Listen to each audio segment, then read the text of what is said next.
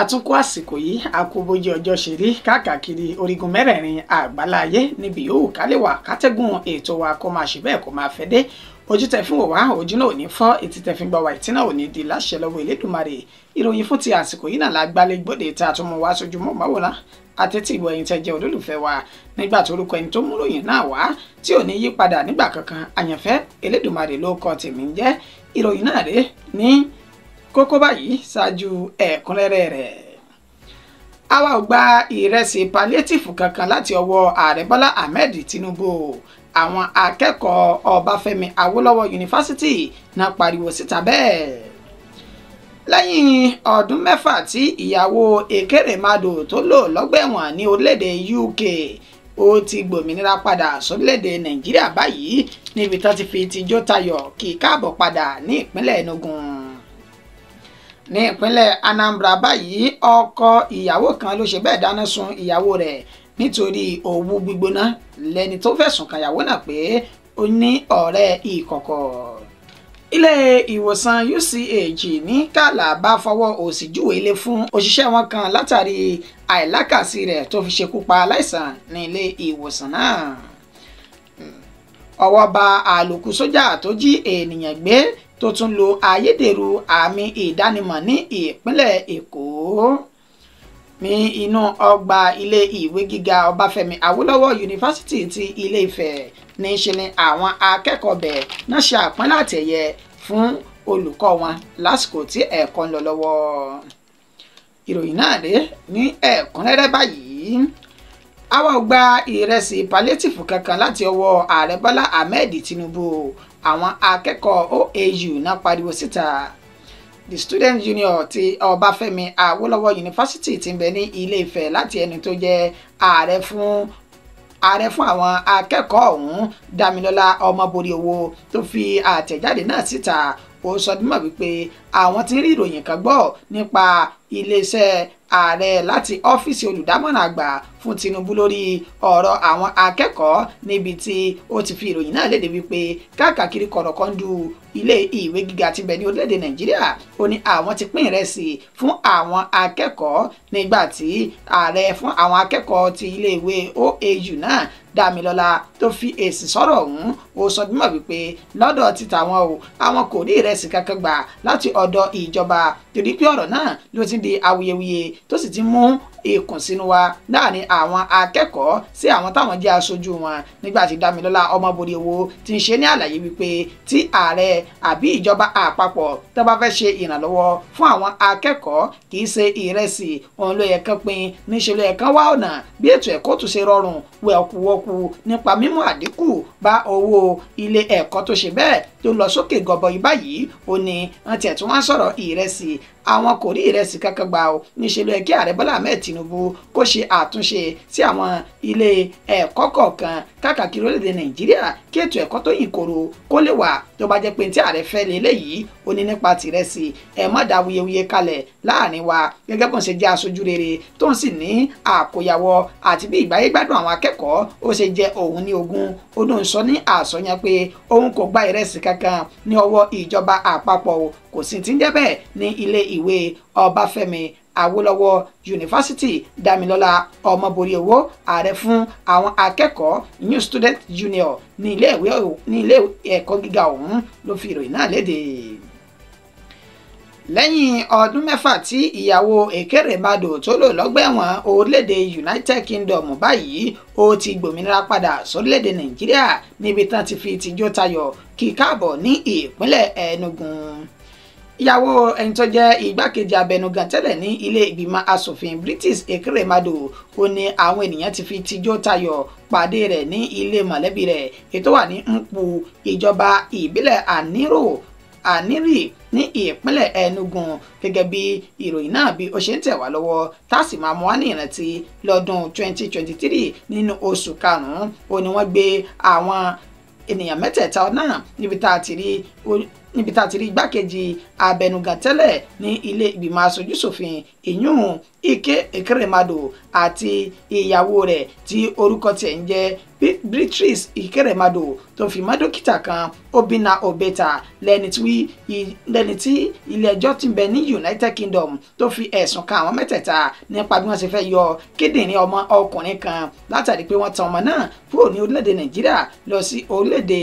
United Kingdom níbi tán ti dá wọn lẹ́bi lórí ìwà ọ̀hún. Ike Ekeremadu ó ní wọ́n sọ dímọ̀ wípé kí ó lo ẹ̀wọ̀n fún odidi ọdún 10 nígbà tí ìyàwó rẹ̀ Beatrice tí wọ́n fún ní ẹ̀wọ̀n ọdún 6. Ìjọ àtayọ̀ ó ní àwọn ènìyàn rẹ̀ náà fi pàdé rẹ̀ ní ìpínlẹ̀ Enugu nígbà tí ó padà dé láti orílẹ̀-èdè United Kingdom tó ti ṣe ẹ̀wọ̀n ọ̀hún nígbà tí ẹni tó jẹ́ olóyè Alex Ogbonia alukoro tẹ́lẹ̀ fún ẹgbẹ́ Ohanaeze Ndigbo ní ìpínlẹ̀ Enugu tó ń sọ ọ̀rọ̀ fún àwọn oníròyìn ó sọ dímọ̀ wípé ìpadàbọ̀ rẹ̀ yìí ó ní ó dùn máwọn nínú tó sì jẹ́ nǹkan ayọ̀ fún àwọn ní pàtàkì jùlọ pẹ̀lú àwọn ọmọ rẹ̀ tó ti pàtì láti bí ọdún mélòó kan sẹ́yìn tó ti padà wá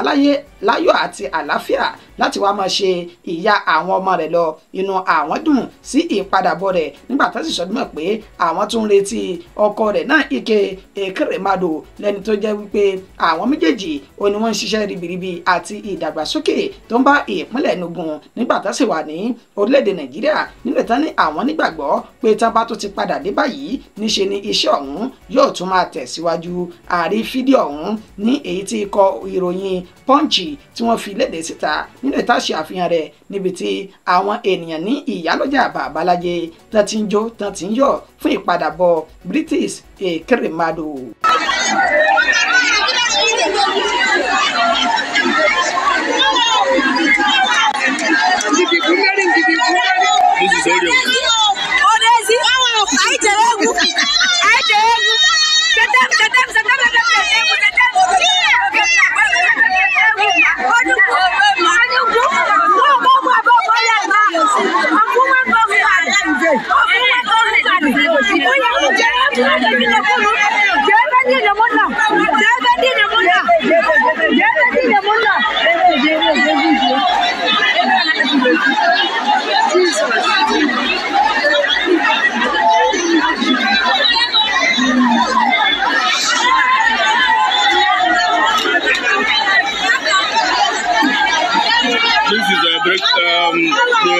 This is only a bucket. The women of Umpa are rejoicing that they had the good news that the wife of the distinguished Prophet Sotile Kwebado has been released.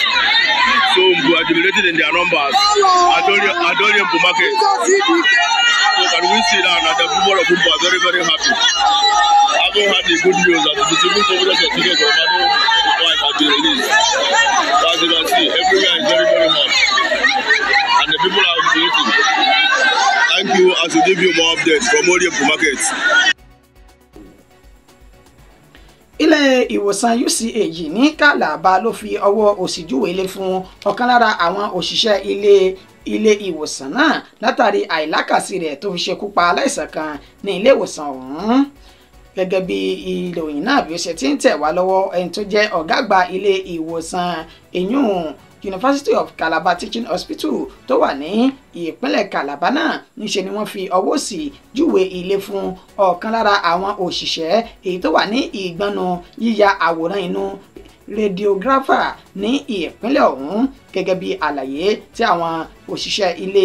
ilé ìwòsàn náà èyí tí wọ́n ṣe fún àwọn oníròyìn wọ́n sọ dímọ̀ wípé arákùnrin tí ó wà ní ìgbọnnu ètò yìí ó ní wọ́n sọ dímọ̀ pé kò ní àkàsí lẹ́ni tí wọ́n sì fi ẹ̀sùn kàn pé lásìkò tí wọ́n gbé aláìsàn kan wá tí wọ́n sì ṣe àyẹ̀wò aláìsàn ọ̀hún lẹ́ni tí wọ́n sọ dímọ̀ wípé wọ́n fẹ́ lo iyàrá tí wọ́n ti máa ń ya x-ray níbi tí wọ́n ti lọ yẹ ọ̀nà fún arákùnrin náà wò níṣe ni wọ́n béèrè kọ́kọ́rọ́ lọ́wọ́ òṣìṣẹ́ ilé ìwòsàn náà tí ó sì sọ dímọ̀ wípé kò mọ ibi tó sọ kọ́kọ́rọ́ ìyẹ̀wò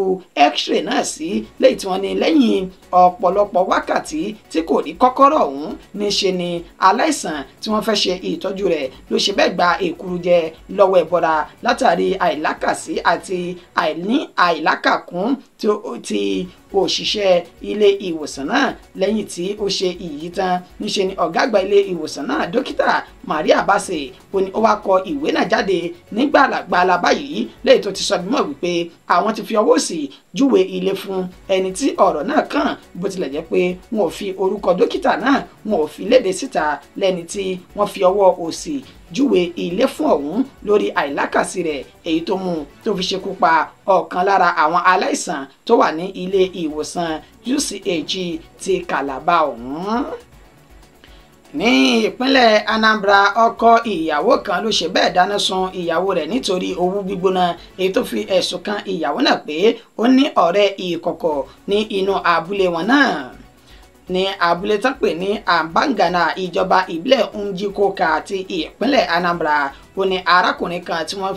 wọn kò tí ì fi orúkọ rẹ̀ léde lásìkò tá a fi ń kóròyìn jọ ètí wọn sọ dímọ̀ pé ó ṣe bẹ́ẹ̀ dáná sun ìyàwó rẹ̀ tí orúkọ tẹ̀ ń jẹ́ Chioma Nwana gẹ́gẹ́ bí ìròyìn náà bí ṣe ń tẹ̀ wá lọ́wọ́ léyìí tí àwọn tí ọ̀rọ̀ náà sojú rẹ̀ tí wọ́n jẹ́ olùbágbépọ̀ arákùnrin ọ̀hún tí wọ́n sì fún àwọn oníròyìn wọ́n sọ dímọ̀ wípé arákùnrin náà ó ní ó ṣe bẹ́ẹ̀ dáná sun Chioma lẹ́yìn èdè àìyedè kan tó bẹ́ sílẹ̀ láàrin àwọn méjèèjì nípa pé arákùnrin náà fi ẹ̀sùn kan ìyàwó rẹ̀ wípé ó fi ọ̀bẹ ẹ̀yìn jẹ òun níṣu nínú ètò ìgbéyàwó wọn tó sì ní ọ̀rẹ́ ìkọ̀kọ̀ ní gbogbo abúlé náà ètò sọdímọ̀ wípé òun ti ń dojú tì òun torí pé àwọn ọ̀rẹ́ òun náà fi òun ṣe ẹlẹ́yà káàkiri ìlú wọn sọdímọ̀ pé ní àná òde yìí ti ń ṣe ọjọ́ túsídẹ̀ẹ́ ó ní arábìnrin náà ni ó darí dé nínú ìtàn ní ìgbàgbọ́ wà pé ọ̀kan lára àwọn àlè rẹ̀ ni ó lọ bá ní òde lásìkò tó sì darí dé ó ní ọkọ rẹ̀ náà ni wọ́n jọ fi ọ̀rọ̀ jomitoro ọ̀rọ̀ nínú èyí tí wọ́n ṣe bẹ́ẹ̀ ní èdè àìyedè láàrin ara wọn níbi tí arákùnrin tó ti jáde síta láti lọ ríra epo bẹntiró tó sì ní ó dá sí Chioma lára tó sì sáná sí wọ́n gbé Chioma lọ sí ilé ìwòsàn lálẹ́ àná òde yìí ṣùgbọ́n nígbà tó di òwúrọ̀ yìí ìròyìn náà jáde láti ọ̀dọ̀ dókítà ilé ìwòsàn náà wípé ó ti ṣe bẹ́ẹ̀ jáde láyé tó ti kílẹ̀ ayé yìí wípé ó dìgbò ṣe wàyí o tó tún kú Nkega ó fi ìdí ìròyìn náà múlẹ̀ wípé arákùnrin ọ̀hún fúnra lára rẹ̀ ló fẹ́ sí ara rẹ̀ méjèèjì tó fi rìn wá sí ilé àwọn agbófinró iléeṣẹ́ àwọn ọlọ́pàá níbi tó ti wá jẹ́wọ́ ẹ̀ṣẹ̀ wípé òun ló ń ṣekú pa ìyàwó òun tó sì ti tì mọ́ gbaga àtìmọ́lé báyìí ìyàwó gómìnà ìpínlẹ̀ Anambra ó ní àwọn kò ní fi ọwọ́ hẹ̀rẹ̀hẹ̀rẹ̀ mú ọ̀rọ̀ òun o yóò jìyà ẹ̀ṣẹ̀ tó ṣẹ̀ tí ó sì kọjú sí ilé òfin nígbà tí ìwádìí tó péye tó bá ti fojú hàn. What you did justify le na Ọbatarogbo. Just because of Ọbatarogbo, obviously. Ọ̀yẹ́ kì í gèjì wee gbé ọkụ. If I'm from part of temper, I don't know when I did it. In short, there's a spirit that came into me. I don't know when I did it. And now that you've done it and she's dead,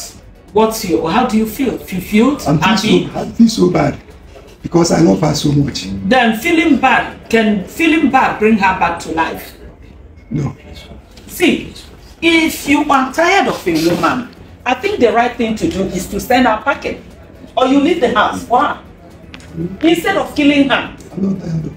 You're not tired of her and you had the impetus, the guts to pour fear on her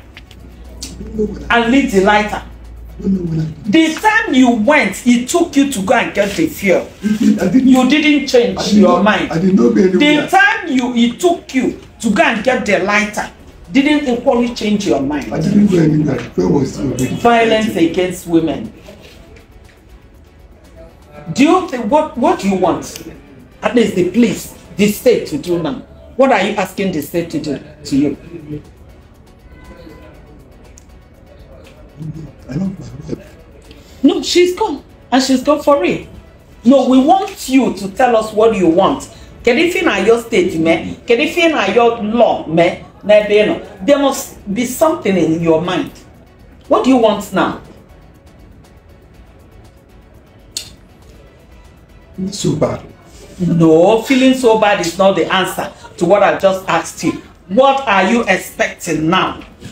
Can you feel expect? Nobody to do. You do what? I have to kill myself too. Give me Jiziki. After killing your wife. I don't know if she will die. You don't know, but I want to report myself to the police. So that you. Let this be a warning to you watching here, watching this video. It's not made ọwọ́ bá àlòkù sójà tó jí ènìyàn gbé tó tún lo ayédèrú àmì ìdánimọ̀ ní ìpínlẹ̀ Èkó.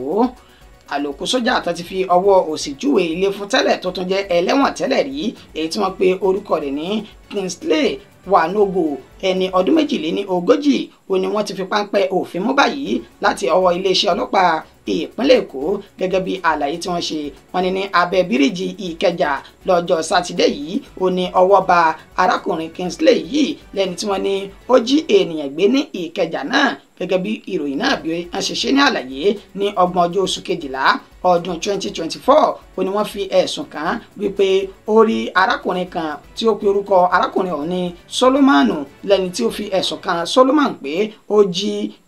jí ríǹgì òun èyún òrùka èyí tó jẹ́ góòdì tó sì sọ dímọ̀ pé tí kò bá pèsè ríǹgì náà níṣe ni òun yóò gbé lọ sí báràkì àwọn ọmọ ogun ilẹ̀ yìí níbi tí wọ́n ti jọ ń fa ọ̀rọ̀ náà ni ó ti dá ọ̀kadà kan dúró tó sì ṣe bẹ́ẹ̀ fi àmì ìdánimọ̀ ayédèrú ID káàdì rẹ̀ àti fìlà sójà èrú kan tó fi hàn àwọn ènìyàn náà nílẹ̀ tó fi gbé Solomon lọ tó sì sọ dímọ̀ wípé ìgbà tí wọ́n ń lọ ìgbàgbọ́ wọn ni pé báràkì ni ó ń gbé Solomon náà lọ ṣùgbọ́n níṣe ni ó gbé lọ sí abẹ́ bíríìjì Third Bridge níbi tí wọ́n ti sọ dímọ̀ wípé ó ti gba